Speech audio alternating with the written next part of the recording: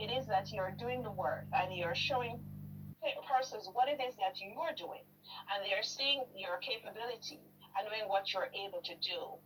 And someone or these platforms decide that, oh, you can purchase the blue tick, and that makes you more relevant than somebody who doesn't have a blue tick. So there's somebody who doesn't have a blue tick that's putting in all the work, that is doing everything plus more. But because somebody has a blue tick, they're more relevant on Right. a platform.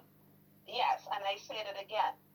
It means nothing without the system that lets you use it as well. So, this International Women's Day, I'm not just calling for more laws. I'm building the bridges that turn paper rights into real power. Yeah, because when we give women the full equality, we don't just gain justices.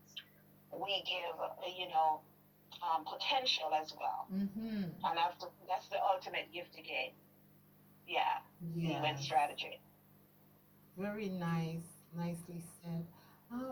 Dr. Rose, Mhm. back to the law. And that's regarding gender-based violence against women. Um, do you see that declining? Do you see it on the rise or it's holding? Um, Gender-based violence, is it declining? Is it declining? Is it on the uprise? Is it holding, steadying out, leveling off? That's your opinion that I'm seeking on this topic, being in Hmm. the legal field. It's a very touchy subject, and as well, and it's a critical question, especially when we talk about, what the International Women's Day is all about. Um, so I I'm going to get into a few things like I see from my end without going overboard, as well, because there's so much Mm-hmm. connectivity to the question that you have asked as well. Um, it's a deeply concerning picture, I must say, because gender-based violence is not declining. It's persisting at epidemic levels with alarming new dimensions, I think is what I would say. So it's on the The rise. heart, it will, I don't, it's not declining, it's persisting, I would say. Yes, yes. But it's persisting at different levels as well. The hard truth, when we talk about stagnation, which is not progress, um, we talk about, for instance, there is what, 840 million women. Um, within that 840 million women, nearly 1 in 3 globally have experienced physical or sexual intimate partners who are violent towards them, and even non-partner violence in your lifetime. And that's something, that is actually a report that came out by the WHO. I was looking at the statistics the other day for something I was covering, and within that itself, only 2% annual decline over the past 2 decades, and the progress is so slow, it's nearly imperceptible. 316 million within 316 million women as well within that research. There are 11% of those that are 15 plus, and they have experienced physical or sexual violence by intimate partners within the last 12 months. It's quite concerning, like I've said. It is not declining. Again, it is my belief that it's persisting at epidemic levels, with alarming new dimensions. So there are other ways that they are finding, that they're discussing or finding different ways in which this is happening. There is what are the indicators? Global domestic violence. There is U.S. sexual assault as well. There is different reports that are being pass through the timeline as it pertains to the critical insight as well.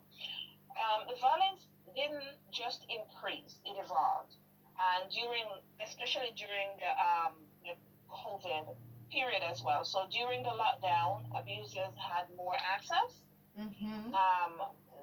There was the severity increased as well. In the U.S., the drug facilitated sexual assault and strangulation associated injuries rose drastically, suggesting more lethal intent.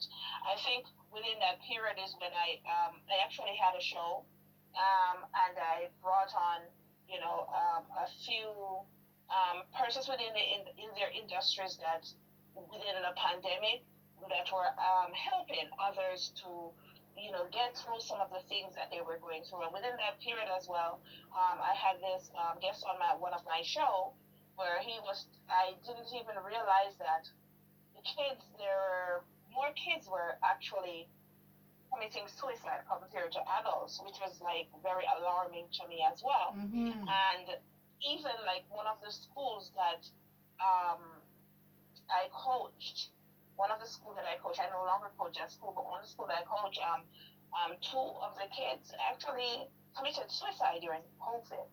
And these were like 14 and 15 years old. And I was like shocked. I was like, wait a minute. I didn't realize like kids do that. And I had him on my show and he was telling me about this. So, like I said, it has moved the needle.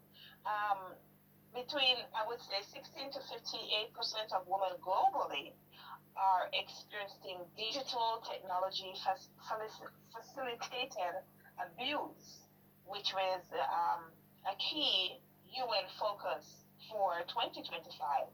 The online abuse increasingly leads to real world harm against Right. women as well. And I've seen that has gone up. So again, as technology evolves, there are you think that they would have more rules surrounding this, but there are laws that are created that are not helping females. They're just created and they're there, but and so when we talk about some of the laws that should be, more concerning, what's going on online? You post something online and somebody think you're talking about them or they don't like what, and they start bullying you in the comments, and he can he can start online or initiate online, and then it's taken offline as well.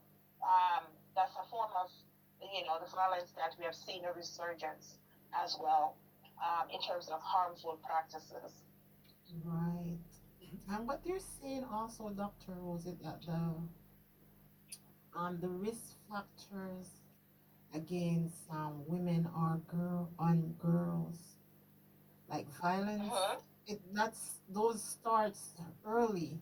They're saying violence against women starts early and the risk Yeah. persists throughout life.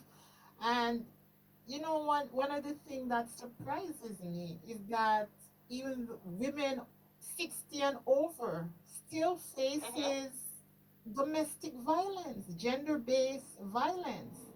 You would think that a young woman, when they're saying teenagers, adolescents, it's surprising to me that older women are still at risk, Mm-hmm. still suffering from domestic violence.